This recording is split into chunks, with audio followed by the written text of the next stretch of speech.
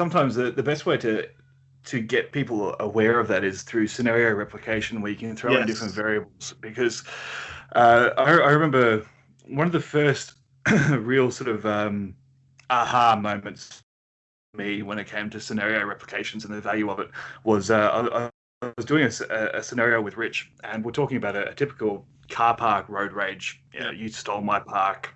Yeah, Yeah. that sort of trivial crap that leads to people getting punched in the mouth occasionally. Uh, you put a couple of hot-headed young males in the situation and see how it evolves. And yeah, when it's a one-on-one in a car park, everyone kind of, especially if you're the sort of person who's at the seminar already, you probably think you've got a pretty good chance of winning. So Yes. the de-escalation attempts were minimal. Uh, and then you sort of break it down and go, okay, let's run that again. We'll add a variable. So most of the time, I think when instructors do this, they add a variable of a weapon. So they increase the Right. stakes of getting it wrong. But one of the things that I found most impactful is you increase the variable of an innocent bystander. So let's say that you've got Right. your child next to you. Are you still going to get Yes. into a fight? Are you Absolutely. still going to come to blows in front of your kid? And what I like to do is I'll throw in the weapon one so that it escalates their level of force. So we've now got his let's say the guy's got a lump of wood in his hand that he grabbed out of his Right. truck before he came over. And now what will usually happen is that the martial artist in the scenario will Yes. go to a high level of force or go to a throat strike or Right. something and say, okay, so you feel comfortable that you've escalated to potentially lethal force. And Right.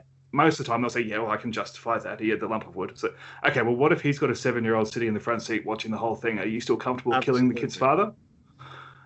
And that's when you get the real, there are human dynamics to what we do. And I think when we distill what we do down to techniques, we miss all those variables. And I Absolutely. think, yeah, I mean, I would almost be certain that if I were to seriously harm someone in front of their child, that would bother me significantly more than if something happened to me.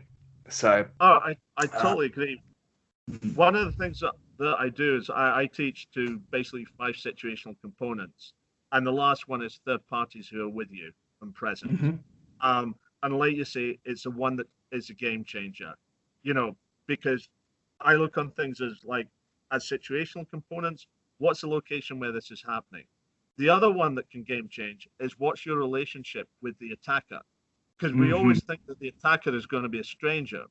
But what if it's your brother-in-law that you're having an Yeah. argument with in the Home Depot? What's going to be your level of force now? Or are you going to be more likely to try de-escalation? What's their motive? Is it just that they want your things, or is it that they want you? What's your state of mind? Change that. You've had the worst day in the office. Recognize that you might have to calm yourself down before you start the process. Who are the third parties present? Like you say, is it your kid? Is it somebody else's kid?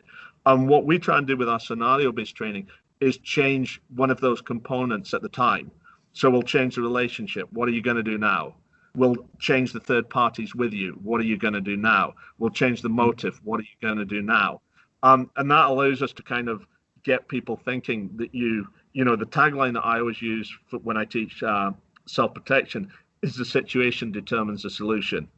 So you have to look at those situational components and understand from them how are you going to respond and react in this situation, rather than going in with a pre-built idea as the martial artist that if he picks up that piece of wood, this is what I'm going to do.